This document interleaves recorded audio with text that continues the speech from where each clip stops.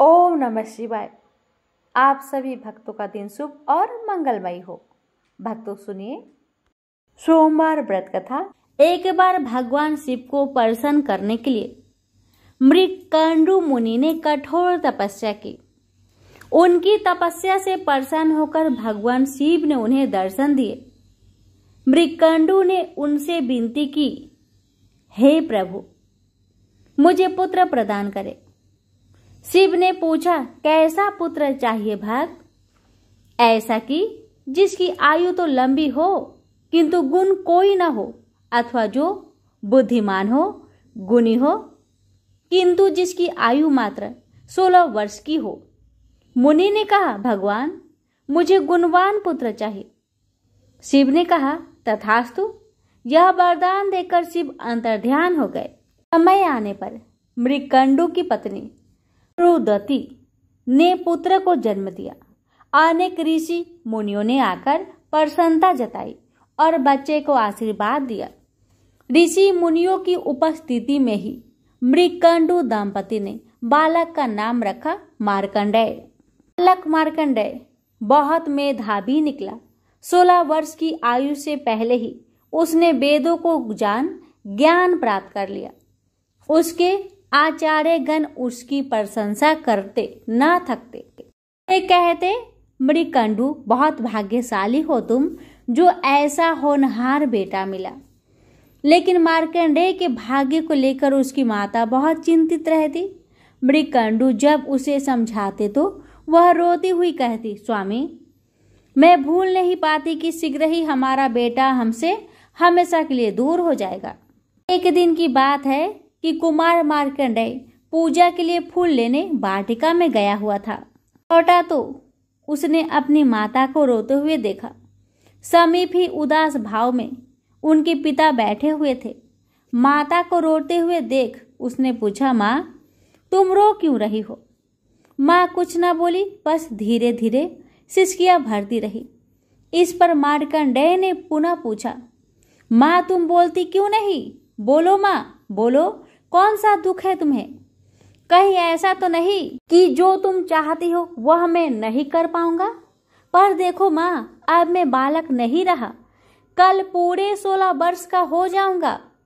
तुम्हारी माँ इसलिए तो रो रही है पुत्र, पिता धीरे से बोले। मार्कंडेय ने उलझन भरे स्वर में पूछा, क्यों?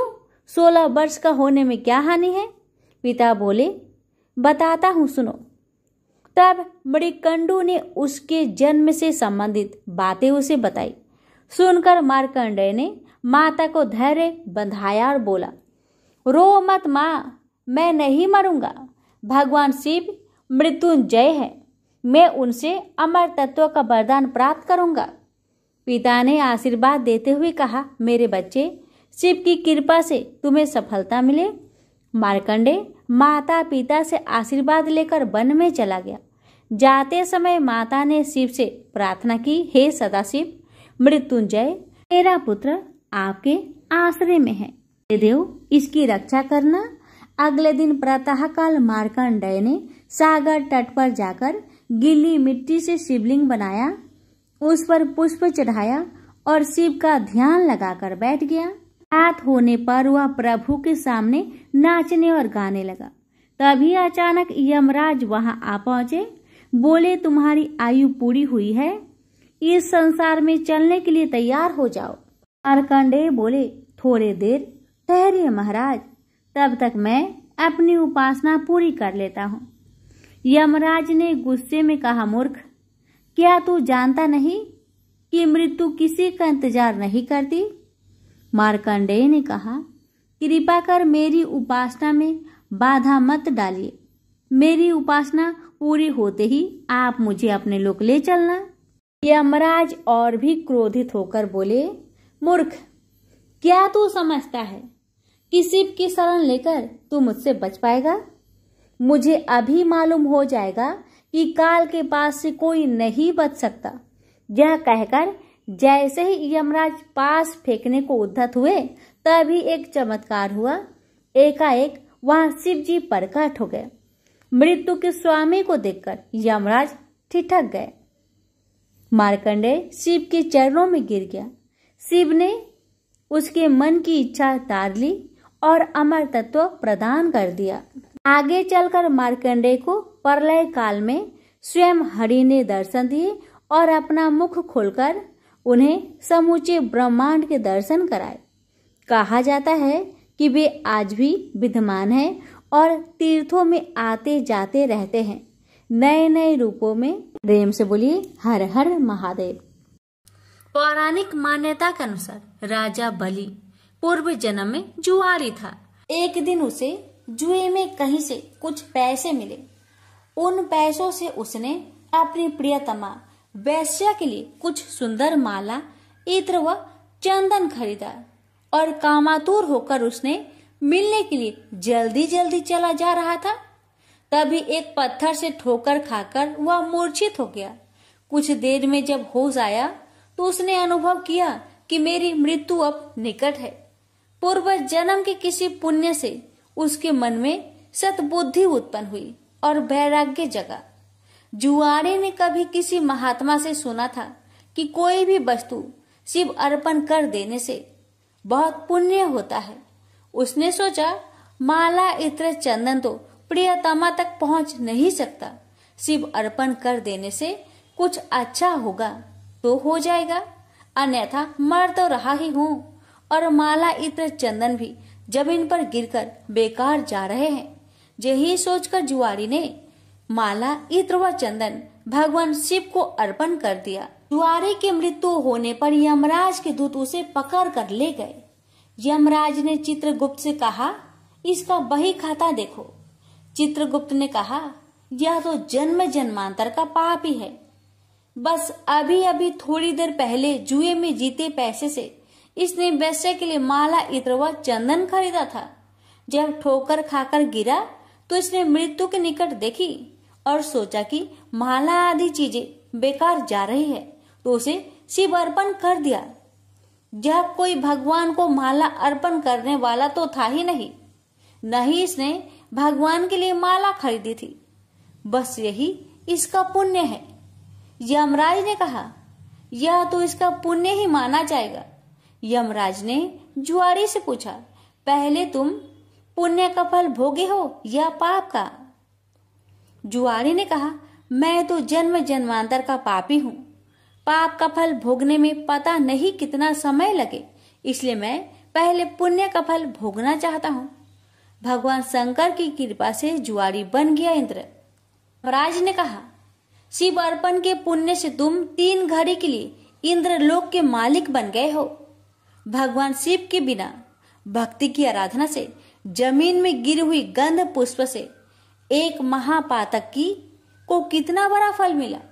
जो लोग श्रद्धा और भक्ति के साथ भगवान शिव को गंध, पुष्प व जल अर्पण करते हैं, उनकी आराधना करते हैं, तो उन्हें सहज मुक्ति मिलती है।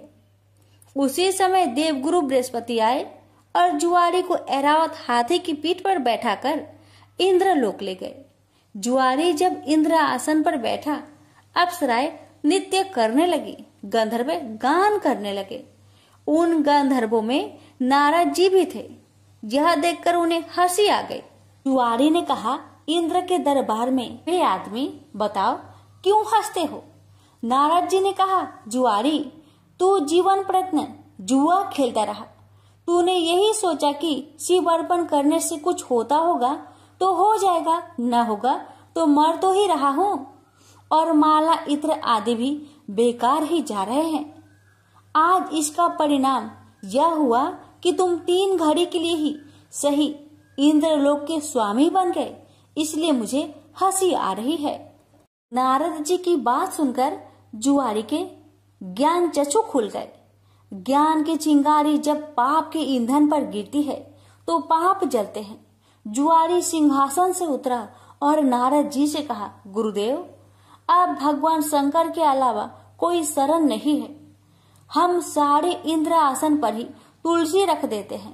शिव के समान देव नहीं, शिव के समान गति नहीं, शिव के समान दाता नहीं है, शिव के समान योद्धा नहीं है। इतना कहकर जुआरी ने स्वर्ग की निधियों का ऋषियों को दान करना शुरू कर दिया। उसने ऐरावत हाथी अगस्त्य जी को उच्च श्रवा नाम का घोड़ा, विश्वामित्र को कामधेनु गाय, महर्षि वशिष्ठ को चिंतामणि रत्न, गालवल जी को और कल्प वृक्ष कौंडिन्य मुनि को दे दिया।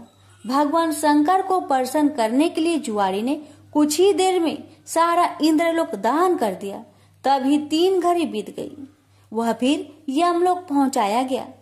जब इंद्र वापस आए तो अमरावती ऐश्वर्य शून्य थी। इंद्र स्वर्ग के सारे ऐश्वर्य, ऐरावत हाथी, कामधेनु, परिजात पुष्प आदि को न देखकर क्रोधित हो गए और पूछने लगे, ये सब कहाँ चले गए? तब देवगुरु बृहस्पति बोले, सब कुछ जुआरी ने दान दे डाला। बड़ी भारी सत्ता मिलने पर जो परमार्थ में न पड़कर सत्कर्म में लगे रहते हैं वे ही धन्य हैं। वे ही भगवान शंकर के प्रिय भक्त है। इंद्र स्वर्ग की निधियों को वापस लाने में अपने कार्य को सिद्ध करने के लिए देवगुरु बृहस्पति को लेकर यमराज के पास समयनीपुरी पहुंचे और जुआरी की शिकायत करने लगे। यमराज ने जुआरी से अपना पक्ष रखने को कहा। जुआरी ने कहा, हमको जो करना था हमने कर लिया, अब आपको जो करना हो वह आप कर लो। यमराज ने इंद्र से कहा, आप बूढ़े हो गए हैं किंतु अभी तक आपके राज्य से संबंधित आसक्ति दूर नहीं हुई है। जुआरी का पुण्य आपके 100 यज्ञों से ही कहीं महान है। जाइए ऋषियों के चरणों में पड़कर या धन देकर अपने रत्न लौटा लीजिए। यमराज ने जुआरी से कहा, दान का पुण्य भूलोक में ही होता है, स्वर्ग में दान नहीं करना चाहिए, इसलिए तुझे नरक की यातना भोगनी ही होगी। तब चित्रगुप्त ने यमराज से कहा, इसने भगवान शिव के नाम पर ऐसे उत्तम ऋषियों को इतनी बहुमूल्य वस्तुएं दी है, तब इसे नरक की यातना क्यों भोगनी पड़ेगी? शिव के नाम पर स्वर्गलोक, मृत्युलोक या कहीं पर भी कुछ दिया जाए तो उसका अच्छा फल मिलता है। इसके जितने भी पाप थे वे सब भगवान शिव के प्रसाद से भस्म होकर पुण्य में परिणित हो गए हैं। यमराज सोचने लगे, अब ये जुआरी नरक नहीं जाएगा, अब तो यह इंद्र ही होगा, क्योंकि इस बार तो इसने विधिवत पूरा इंद्र लोक ही दान कर दिया है। उसी पुण्य के प्रभाव से वही जुआरी अगले जन्म में महान भक्त प्रहलाद का पुत्र राजा बलि हुआ। यहाँ पर भी वह पूर्व जन्म के शिव पूजन के पुण्य से इतना त्यागी हुआ कि गुरु शुक्राचार्य के मना करने पर भी उसने भगवान वामन को अपना सर्वस्व समर्पित कर दिया। वामन भगवान राजा बाली से बोले, हम तुम्हें क्या दे? बाली ने कहा, भगवान हमारी जिधर भी दृष्टि जाए उधर हम आपका ही दर्शन करें। राजा बलि की बैठक के 52 दरवाजे हैं। भगवान ने सोचा, न जाने किस दरवाजे पर बाली की दृष्टि चली जाए। यही सोचकर 52 दरवाजे पर शंख चक्र गदा पद्म धारण किए हुए ब्रह्मांड के स्वामी पहरेदार के रूप में विराजमान हो गए। कोई भी याचक राजा बलि के द्वार पर कुछ मांगने जाता है तो उनके द्वार पर विराजमान भगवान विष्णु स्वयं उन्हें मुंह मांगी वस्तुएं देते हैं। इसलिए प्रहलाद जी ने भगवान की स्तुति करते हुए कहा, इंद्र कुबेर आदि देवताओं के द्वारपाल तो आप कभी नहीं बने, परंतु आप हम असुरों के द्वारपाल बन रहे हैं। इससे लगता है कि आप हम असुरों के पक्षपाती हैं। इस प्रसंग से गीता में भगवान का यह कथन सत्य सिद्ध हो जाता है कि पत्र पुष्प फल जल जो कुछ भी भगवान के लिए अर्पित किया जाता है वह अनंत गुना होकर वापस आता है। प्रेम से बोलिए, हर हर महादेव, माता पार्वती की जय, विष्णु भगवान की जय। वाचा ब्रत कथा। एक समय तरह तरह के फूल फल और सुंदर जड़ी बूटियों से शोभ्यमान कैलाश पर्वत पर विराजमान श्री भगवान शंकर जी से श्री पार्वती जी बोली कि हे जगत के स्वामी, आज मन बहलाव के वास्ते आप और मैं चौपर खेलें। शंकर जी ने कहा कि चौपर के खेल में बेईमानी बहुत होती है और हार जीत का पता नहीं पड़ता है, इसलिए कोई तीसरा आदमी होना चाहिए। जो ईमानदारी से फैसला कर सके। महादेव जी के इतना कहते ही पार्वती जी ने अपनी माया से वहां एक बालक बनाकर बैठा दिया तथा महादेव जी ने अपने मंत्र के बल से उसमें जान डाल दी। महादेव जी ने उस बालक का नाम अंगद रखा तथा बालक को आदेश दिया कि तुम हम दोनों की हार जीत को बताते रहना। ऐसा कहकर महादेव जी ने चौसर का पासा चलाया और अंगद से पूछा कि बताओ कौन जीता और कौन हारा। तब अंगद ने उत्तर दिया कि महादेव जी आप जीते और पार्वती जी हारी। इसके बाद महादेव जी ने फिर पासा फेंका और अंगद से पूछा इस बार कौन जीता और कौन हारा। इस बार भी अंगद ने वही जवाब दिया कि महादेव जी जीते और पार्वती जी हारी। इसी प्रकार तीसरी बार भी पासा चलाकर महादेव जी ने अंगद से पूछा कि तो इस बार महादेव जी हार गए थे, परंतु अंगद ने विचार किया कि यदि मैं महादेव जी को हारा हुआ बताऊंगा तो वे मुझे श्राप दे देंगे। ऐसा सोचकर अंगद ने फिर वही पुराना रटा रटाया उत्तर दे दिया कि महादेव जी जीते और पार्वती जी हारी। चूंकि इस बार अंगद ने झूठ बोला था तो माता पार्वती ने अंगद को श्राप दे दिया कि तेरे शरीर में कोढ़ हो जाए और तू निर्जन वन में भटकता फिरे। उसी समय अंगद को कोढ़ हो गया और वह भटकता हुआ किसी सुनसान वन में जा पहुंचा। वहां जाकर उसने देखा कि ब्राह्मणी, इंद्राणी आदि देवताओं की स्त्रियां व्रत के निमित्त महादेव जी की पूजा कर रही है। उनको पूजा करते देखकर अंगद ने उनसे पूछा कि आप यहाँ क्या कर रही है। तब उन देवियों ने अंगद को बताया कि हम तो मानसा बाचा नाम से प्रसिद्ध महादेव जी की पूजा कर रहे हैं, यानी कि अपने मन तथा वाणी को बस में करके अर्थात सभी जगह से मन हटाकर और शिव पार्वती में ही अपना मन लगाकर पूजा कर रही हैं। इसलिए इस व्रत का नाम भी मनसा बाचा व्रत रखा गया है। इसके पश्चात उस बालक अंगद ने पूछा कि इस व्रत के करने से क्या फल होता है। अब उन देवियों ने उत्तर दिया कि इस व्रत को करने से सारी मनोकामनाएं पूर्ण हो जाती है। तब अंगद ने कहा कि मैं भी इस व्रत को करना चाहता हूं, यदि आप इसकी विधि मुझे बता सके तो आपकी बड़ी कृपा होगी। तब उन देवियों ने अंगद को चावल तथा सुपारी देकर व्रत करने की पूरी विधि विधान बताया कि इस व्रत को श्रावण मास के पहले सोमवार से करना चाहिए। उस दिन कंवारी कन्या से 2.5 पूनी सूत कटवाकर उसका डोरा बनाए। उस डोरे की तथा महादेव जी की पूजा जब तक कार्तिक सुदी चौथ नहीं आए तब तक प्रति सोमवार को करते रहना चाहिए। साथ ही व्रत भी रखना चाहिए। जब कार्तिक सुदी चौथ आए तो उस दिन उद्यापन करना चाहिए। उद्यापन में 1.25 सेर घी, 1.25 सेर गुड़ तथा 4.25 सेर आटा लेकर चूरमा बनाए। इस चूरमे के लड्डू बनाकर उसके 4 समान भाग कर ले। इनमें से एक भाग महादेव जी के चढ़ाए, एक भाग किसी ब्राह्मण या नाथ को दे, एक भाग गाय को दे तथा बाकी बचे भाग स्वयं को भोजन करे। इस व्रत का उद्यापन कोई भी करे, वह चाहे राजा हो या रंक, सबको इतना ही सामान लेना चाहिए।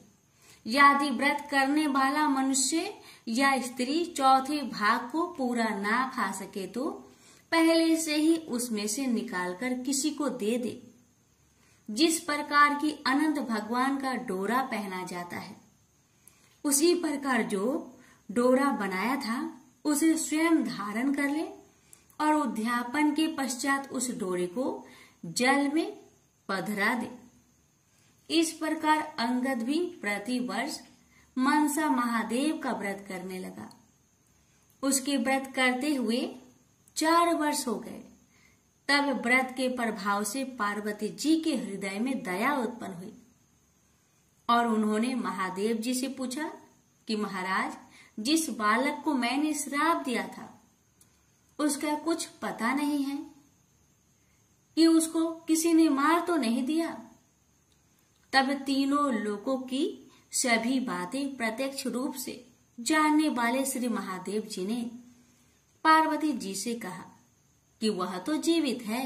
इसके पश्चात पार्वती जी ने महादेव जी से कहा, हे नाथ, ऐसा कोई व्रत हो तो बताइए जिससे कि मेरा वह मानसिक पुत्र फिर से मुझे मिल जाए।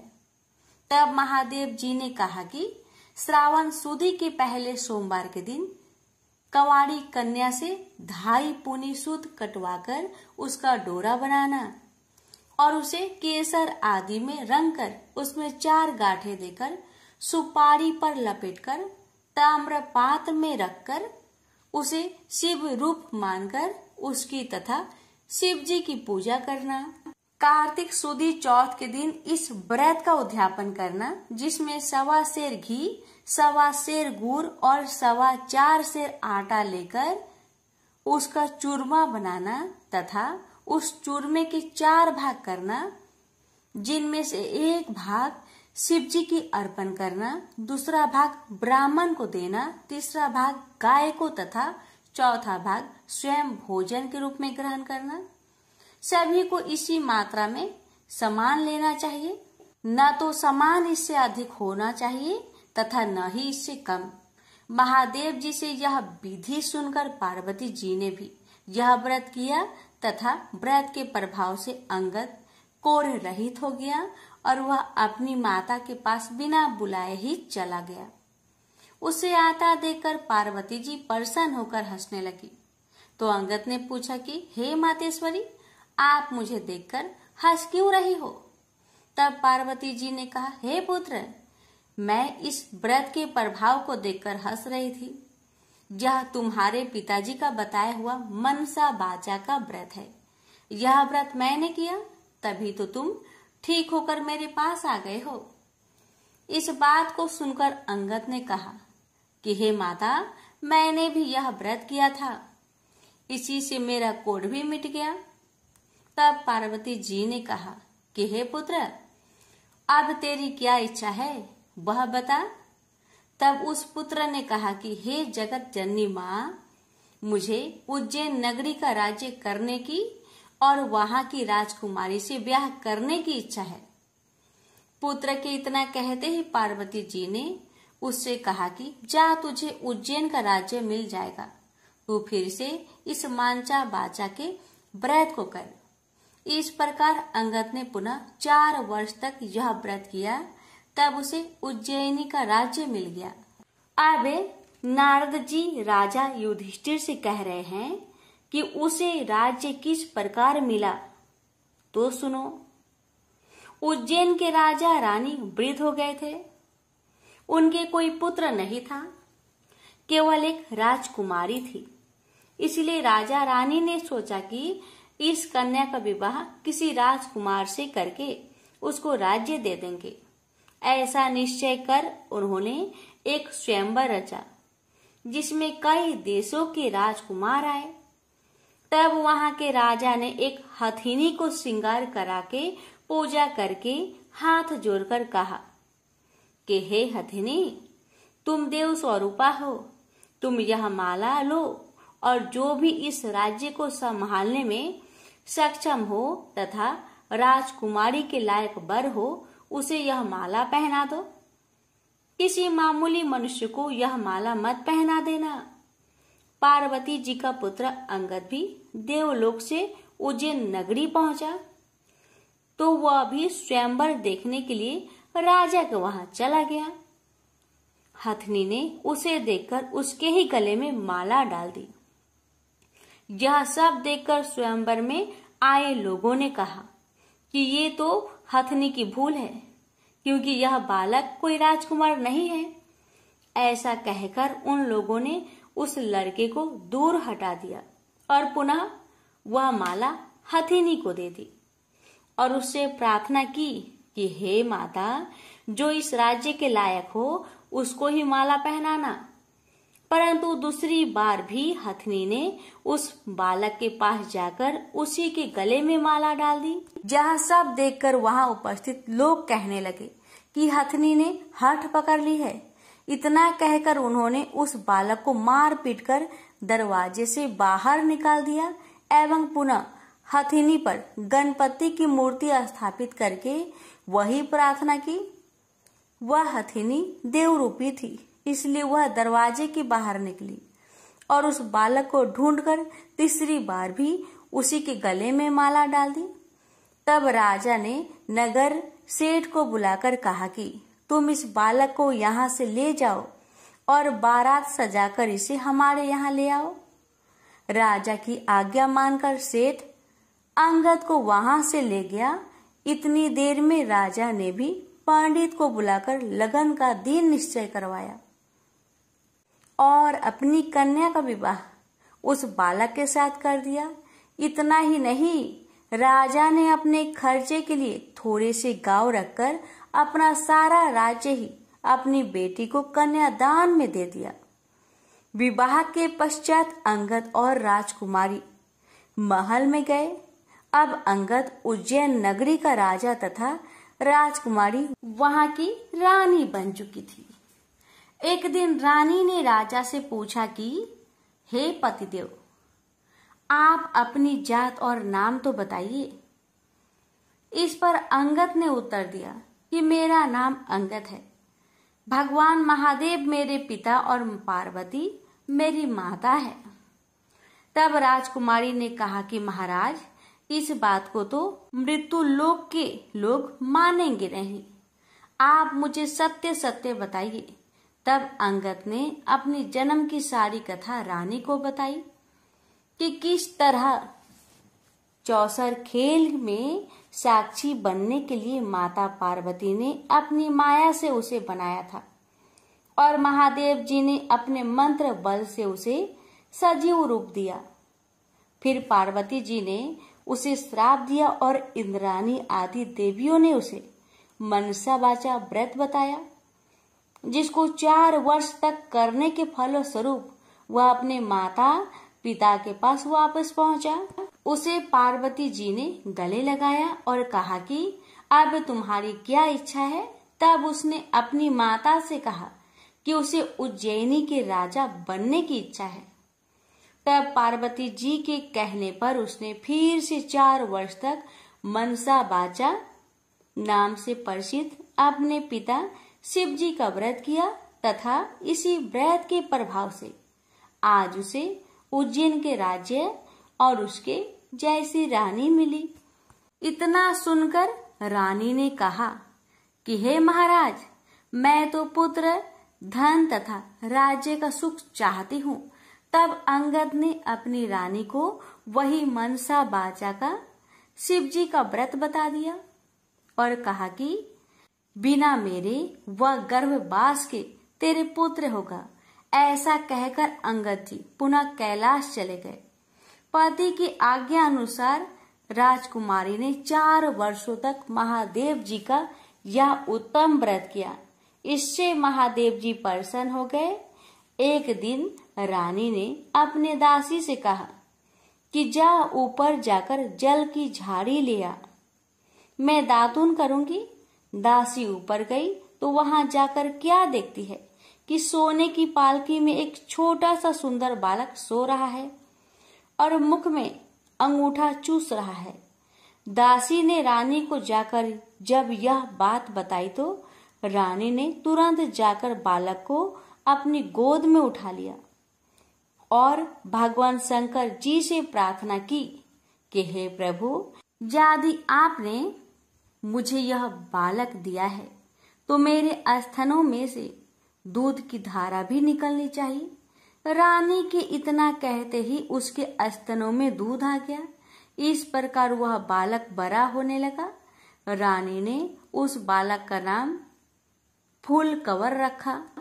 एक दिन फूलकवर ने अपनी माँ से पूछा कि हे माँ, मेरे पिता कौन हैं और उनका क्या नाम है? तब रानी ने अपने पुत्र से कहा कि तेरे पिता तो अंगद जी है और महादेव जी, पार्वती जी तेरे दादा दादी हैं।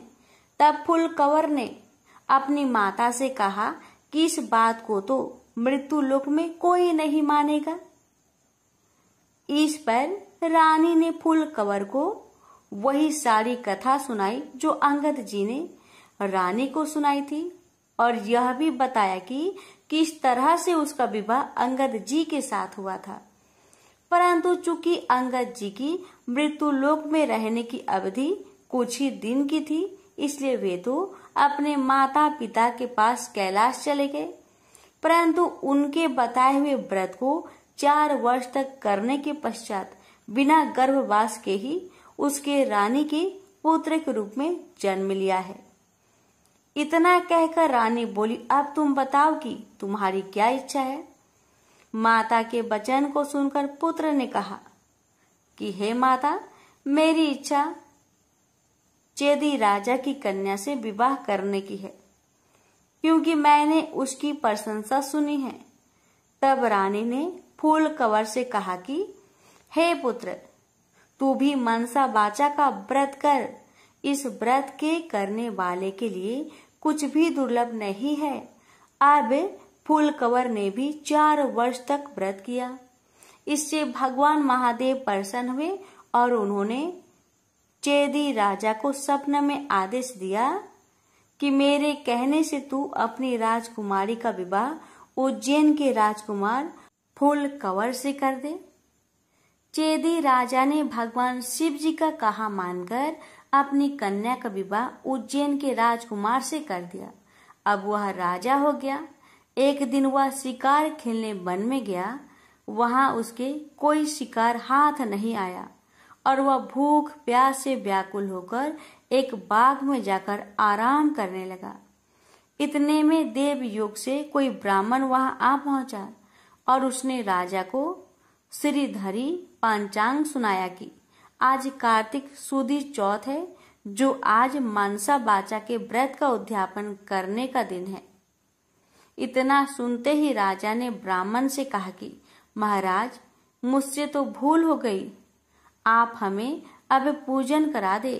ब्राह्मण ने पूजा के लिए शहर में रानी को खबर भेजी कि राजा साहब शिकार के लिए यहाँ वन में ठहरे हुए हैं और चूंकि आज कार्तिक सुदी चौथ का उद्यापन करना है, इसलिए 4.25 सेर आटा, 1.25 सेर घी, 1.25 सेर गुड़ का चूरमा बनवाकर मंगवाया है। इस पर रानी ने सोचा कि फौज के कई आदमी भी राजा जी के साथ है, इसलिए इतने से चूरमे से क्या होगा। इसलिए रानी ने गाड़ी भरकर चूरमा भेज दिया, जो कि नियम विरुद्ध था। इतना अधिक प्रसाद होने से महादेव जी क्रोध हो गए और उन्होंने कोप करके राजा को स्वप्न में कहा कि तुम अपनी रानी को निकाल दो, नहीं तो मैं तुम्हारा सारा राज्य नष्ट कर दूंगा। राजा ने परमान के अनुसार दोबारा चूरमा बनवाकर व्रत पूरा किया। महादेव जी के कथन के अनुसार राजा ने रानी को महल से निकलवा दिया। रानी किले से रवाना होकर कुछ दूर चली ही थी कि उन्हें राजा के दीवान मिले। दीवान जी ने रानी से पूछा कि रानी साहिबा, आप कहाँ पधार रही हो? तब रानी ने पूरी बात बता दी। तब दीवान जी ने कहा कि मैं राजा जी को समझाकर राजी कर लूंगा, तब तक आप मेरी हवेली में पधारे। परंतु जैसे ही रानी दीवान जी की हवेली में पहुंची कि दीवान अंधा हो गया। तब दीवान ने हाथ जोड़कर कहा कि रानी जी, आप यहाँ से पधारो। रानी वहां से रवाना होकर आगे बढ़ी तो उन्हें नगर सेठ मिल गया। उसने भी यही कहा कि वह राजा साहेब को 1-2 दिन में मना लेंगे, तब तक आप हमारे घर पर ही विराजे। रानी नगर सेठ के घर गई तो सेठ की हड्डियां चलने से बंद हो गई और कई उपद्रव होने लगे। अब सेठ ने भी हाथ जोड़कर कहा कि रानी जी आप यहाँ से पधारे। रानी वहां से आगे गई तो उसे राजा जी का कुम्हार मिला। कुम्हार को रानी पर दया आ गई। वह रानी को अपने घर ले गया, पर जैसे ही कुम्हार के घर पर रानी पहुंची ही कि उसका नियाव फूट गया, जिससे सारे बर्तन फूट गए और कुम्हार भी अंधा हो गया। तब कुम्हार ने भी रानी से उसके घर से निकल जाने की प्रार्थना की। आगे जाने पर एक माली मिला और माली ने रानी से पूछा कि आप कहाँ पधार रही हो। तो रानी ने कहा कि राजा साहेब ने मुझे देश निकाला दिया है। इस पर माली को रानी पर दया आ गई और वह रानी को अपने बाग में ले गया और उसने रानी से कहा कि जब तक राजा जी का क्रोध मिटे तब तक आप यहाँ बाग में ही रहो। परंतु रानी के बाग में जाते ही बाग के सारे पेड़ पौधे सूखकर जलने लगे। कुंवारियों का पानी भी सूखने लगा। इतना ही नहीं, माली को भी कम दिखने लगा। तब माली ने भी रानी से वहां से चले जाने की विनती की। रानी वहां से निकलकर विचार करने लगी कि मुझसे ऐसा क्या पाप हो गया है कि मैं जहां भी जाती हूँ वहां अनर्थ होने लगता है। ऐसा सोचते सोचते रानी ने देखा कि आगे दो रास्ते हैं। किसी व्यक्ति से पूछने पर रानी को मालूम हुआ कि एक रास्ता तो 6 महीने का है, जबकि दूसरा केवल 3 दिन का। रानी 3 दिन वाले रास्ते पर चलने लगी। आगे जाने पर उसे शिप्रा नदी मिली। रानी ने दुख के मारे उसमें कूदकर आत्महत्या करनी चाहिए, परंतु जैसे ही वह नदी में कूदी तो नदी सूख गई। वह और आगे चली तो एक पर्वत आया। रानी ने सोचा कि इस पर चढ़कर नीचे कूदकर अपनी जान दे दे। यह सोचकर वह पर्वत पर चढ़ी और जैसे ही नीचे कूदने लगी कि पर्वत जमीन के बराबर हो गया। आगे जाने पर रानी को एक सिंह दिखाई दिया। इस पर रानी ने सोचा कि इस सिंह यानी शेर को मैं अगर छेड़ूं तो शायद यह मुझे खा जाए।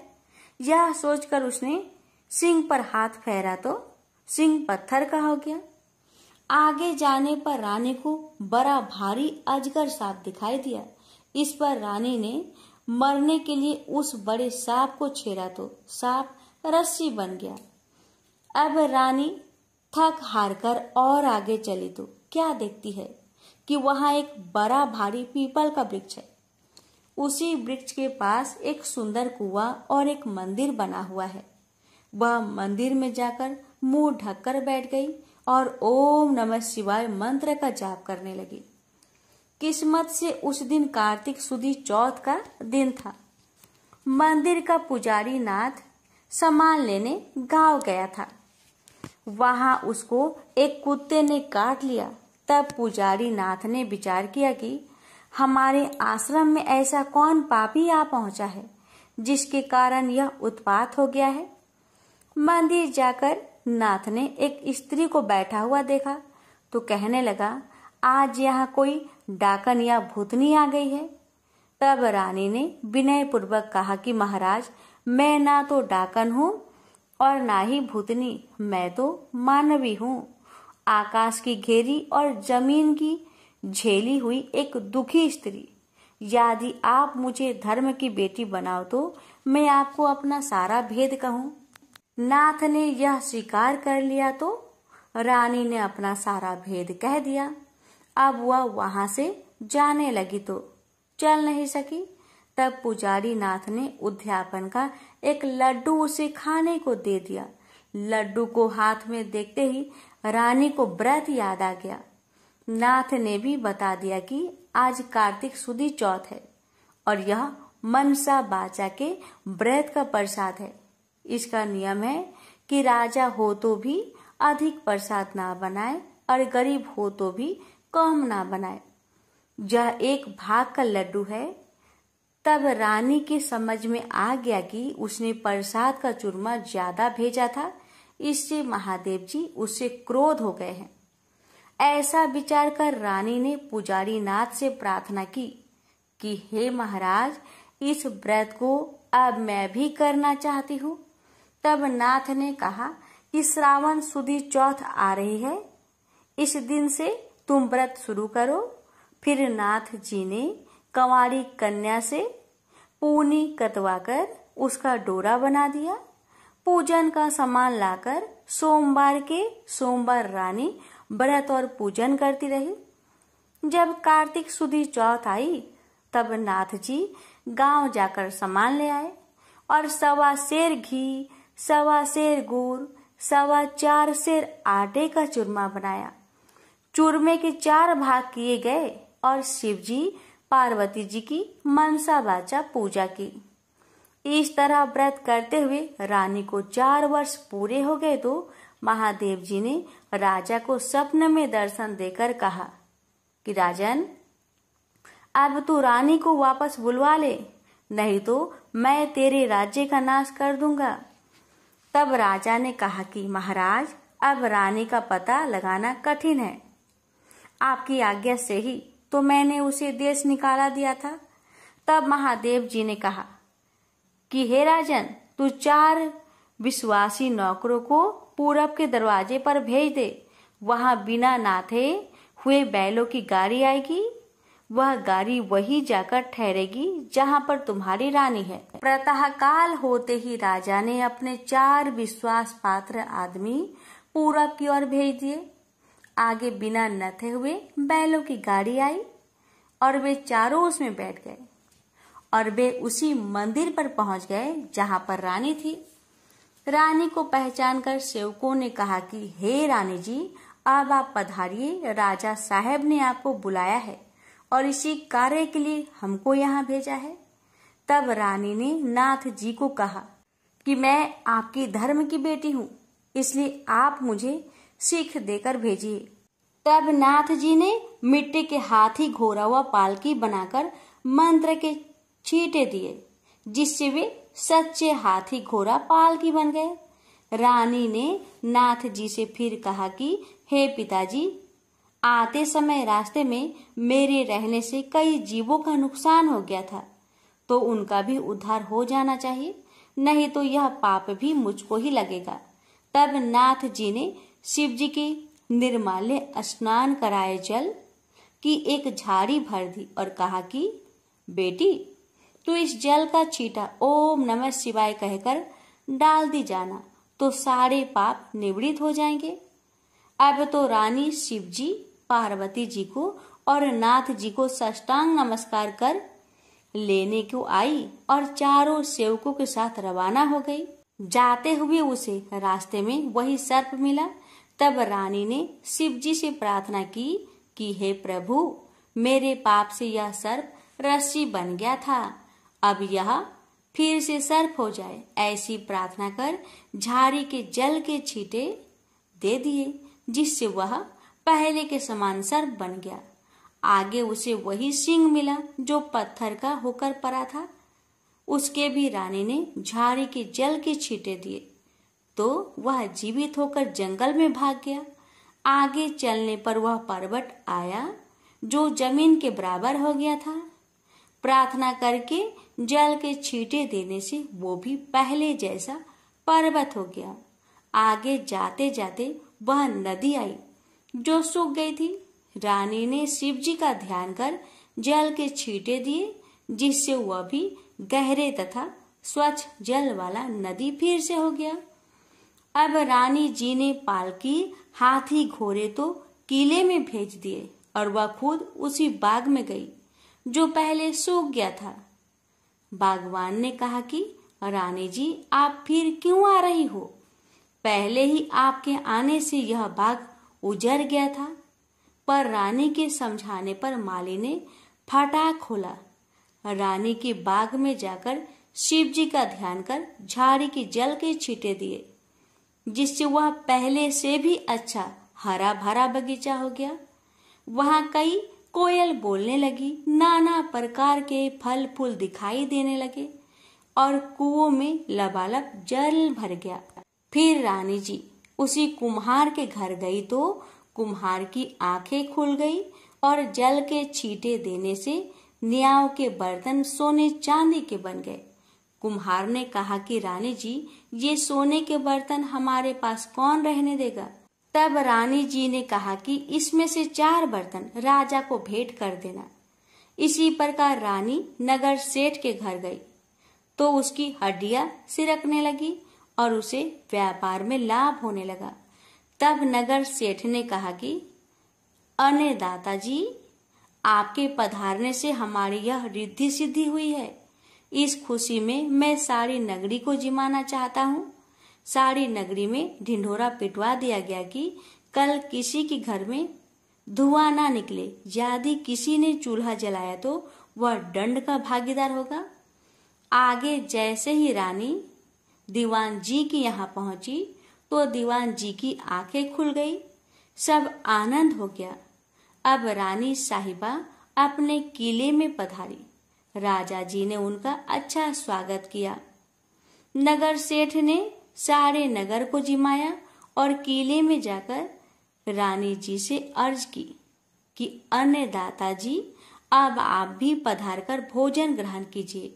इस पर रानी ने कहा कि मेरे तो आज कार्तिक सुदी चौथ का उजिरना है, जो किसी भूखे आदमी को जिमाकर जिमूंगी। सारे नगर के लोग तो नगर सेठ के यहाँ जिम आए।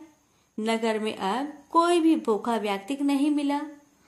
ढूंढते ढूंढते रानी के सेवक धोबी घाट पहुंचे तो वहां पर एक अंधी बहरी कोढ़ीन धोबन परी मिली। रानी जी की आज्ञा से उसे महल में बुलाया गया। रानी जी ने उसे स्नान करवाया। स्नान कराते ही उसका सारा कोढ़ मिट गया और कथा सुनाते ही उसके लिए स्वर्ग से विमान आ गया। बूढ़ी धोबन की कथा सुनने व प्रसाद लेने मात्र से ही वह सदा के लिए बैकुंठ चली गई। राजा रानी भी हर साल मनसा बाचा का व्रत करते रहे।